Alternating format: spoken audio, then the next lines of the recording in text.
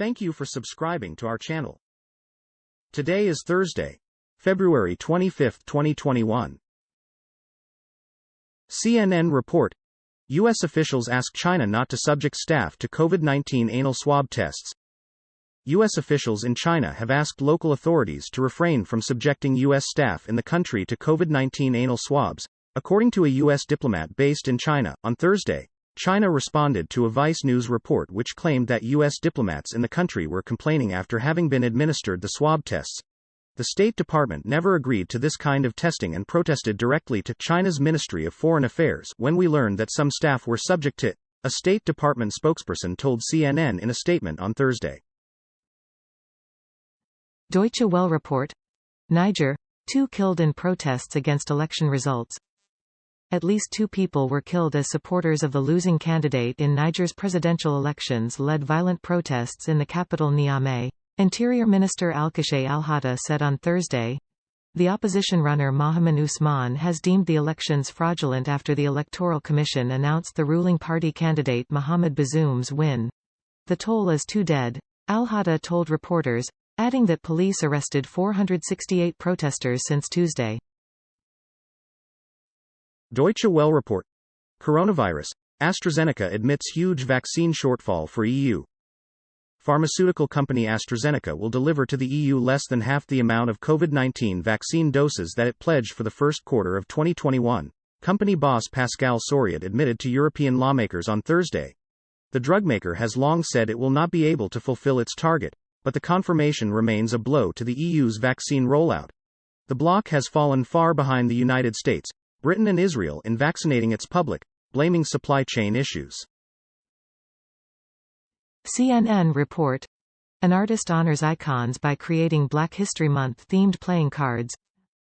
Kiara Johnson was in her senior year at the University of Missouri when she came up with the concept for what is now known as the Revolution Card Deck, a deck of playing cards featuring the names and faces of notable Black individuals. Michelle Obama, Thurgood Marshall and Oprah Winfrey are just a few of the figures who appear in a set of cards. It's dedicated to the dreamers, to all of the African American individuals before us who paved the way, Johnson told CNN. Deutsche Welle report: Myanmar, military supporters attack anti-coup protesters. Supporters of Myanmar's military attacked anti-coup protesters in the country's largest city, Yangon, on Thursday, injuring several as they used slingshots, iron rods and knives. The violence came after demonstrations entered their 3rd week of protesting the military coup that ousted Aung San Suu Kyi's elected government on February 1. Journalist Cape Diamond said on Twitter that journalists at the scene also came under attack. Fox report: NYC burglars posing as plumbers hold men hostage, beating them over 15-hour period. Police. A pair of burglars posing as plumbers broke into a New York City apartment and held 2 men hostage overnight, tying them up and beating them over the course of 15 hours, police said. The suspects showed up at the Bronx apartment located in the area of Barnes Avenue and East 227th Street at roughly 3 p.m. Monday, when they knocked on the door and said they were there to fix the plumbing, the New York Police Department said in an emailed press release. Fox report: Rarely seen Van Gogh painting exhibited ahead of auction. A rare painting by Dutch Impressionist master Vincent van Gogh of a street scene in the Parisian neighborhood of Montmartre will be publicly displayed for the first time before its auction next month. Sotheby's auction house said the work, painted in 1887, has remained in the same family collection for more than 100 years, out of the public eye. It will be exhibited next month in Amsterdam, Hong Kong and Paris ahead of an auction scheduled on March 25 in the French capital. BBC report: German charged with spying for Russian military intelligence. The man, identified only as Jens F., worked for a company that carried out maintenance on electrical equipment in the Bundestag and other premises. He is accused of sending files showing the building's plans to Russia's GRU. German prosecutors say the man appears to have acted on his own initiative. The defendant had access to PDF files with the floor plans, federal prosecutors said in a statement on Thursday. Al Jazeera report: UEFA launches probe into abuse aimed at Ibrahimovic. UEFA has opened a disciplinary investigation after Italian club AC Milan's striker Zlatan Ibrahimovic was subjected to ethnic abuse in last week's Europa League match against Red Star Belgrade in Serbia.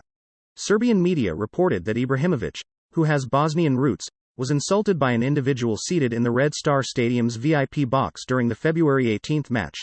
An ethics and disciplinary inspector has been appointed today to conduct a disciplinary investigation regarding incidents which occurred during the UEFA Europa League round of 32 match, UEFA said in a statement on Thursday. BBC report. Coronavirus. EU urged to adopt joint vaccine certificates. In a virtual meeting, EU leaders are also discussing how to speed up vaccinations. The EU's slow vaccine rollout has been widely criticized. Greece and Israel already have digital vaccination certificates. But France and Germany are wary, as the data on infectiousness is incomplete. There are also concerns that enabling a vaccinated minority to enjoy foreign travel while others continue to face restrictions would be seen by many as discriminatory. CNN report. Founder of LGBTQI Center shut down in Ghana says he fears for his safety. A recently opened center for the LGBTQI+ community in Ghana has been shut down after it was raided by security forces in the West African country Wednesday. Alex Kofi Donker, who heads the center named LGBT+ Rights Ghana in the country's capital, Accra, told CNN Thursday that he is now concerned for his safety after the raid. "I just contacted our lawyers. There is an unsafe situation right now, and I need to go offline," Donker told CNN. Al Jazeera report. Palestinians slam Israel's move to send vaccines overseas. The Palestinian Authority (PA) has condemned Israel's promise to send coronavirus vaccines to faraway countries while ignoring the 5 million-strong Palestinian population living kilometers away under its military occupation as an immoral measure. On Thursday, Honduras received its first shipment of COVID-19 vaccines from Israel, after Israeli media reported earlier this week the government's intention to send vaccines to the Central American country, in addition to Guatemala, Hungary and the Czech Republic. Fox report. Florida man blacked out before severing wife's lover's penis. A Florida man who allegedly used a pair of scissors to cut off his wife's lover's penis claims he blacked out during the attack, a report said. Alex Bonilla, 51, is set to plead guilty Thursday to charges of kidnapping, aggravated battery with a deadly weapon, and aggravated assault with a deadly weapon for the July 2019 attack in the victim's mobile home in Bell, the Smoking Gun reported. Bonilla barged into the victim's home and threatened him with a handgun and a metal pipe.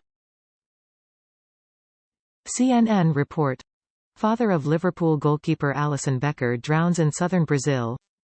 Liverpool goalkeeper Alisson Becker is mourning the loss of his father, who drowned in Lavras do Sul, Brazil near the border with Uruguay. "We are deeply saddened by the tragic death of Alisson Becker's father, José, in Brazil on Wednesday," Liverpool said on its Twitter feed. "The thoughts of everybody at the club are with Alisson Becker and the Becker family at this incredibly sad and difficult time." Al Jazeera report. Fight for $15. U.S. retailer Costco raises its hourly wage to $16. Costco Wholesale Corp is raising the minimum wage for its hourly staff to $16 from next week, $1 more than what its competitors Amazon.com Inc. and Target Corp pay per hour and more than double the current United States federal hourly minimum wage of $7.25. The membership-only retailer's move comes as United States President Joe Biden plans to raise the minimum wage to $15 per hour by 2025, and a week after rival Walmart Inc. raised its hourly wage to an average of $15. BBC report. Israel pollution. Mayonnaise helps save turtles rescued from oil spill. Officials at the National Sea Turtle Rescue Center say the condiment is helping to clear the reptile's digestive tracts. The oil spill is one of Israel's worst environmental disasters on record. Officials are investigating the cause of the spill, which is thought to have come from a vessel out at sea. "They all got here with a coat of tar on their heads, and in their eyes, nostrils, mouth, digestive system and stomach," he said. Fox report. Mount Etna puts on its latest spectacular show. Mount Etna, the volcano that towers over eastern Sicily, evokes superlatives. It is Europe's most active volcano and also the continent's largest. And the fiery, noisy show of power it puts on for days or weeks, even years every so often, is always super spectacular. Fortunately, Etna's latest eruption captivating the world's attention has caused neither injuries nor evacuation. But each time it roars back into dramatic action, it wows onlookers and awes geologists who spend their careers monitoring its every quiver, rumble and belch. Thank you for watching 5 p.m. recap. To be notified, you can subscribe our channel and activate the bell.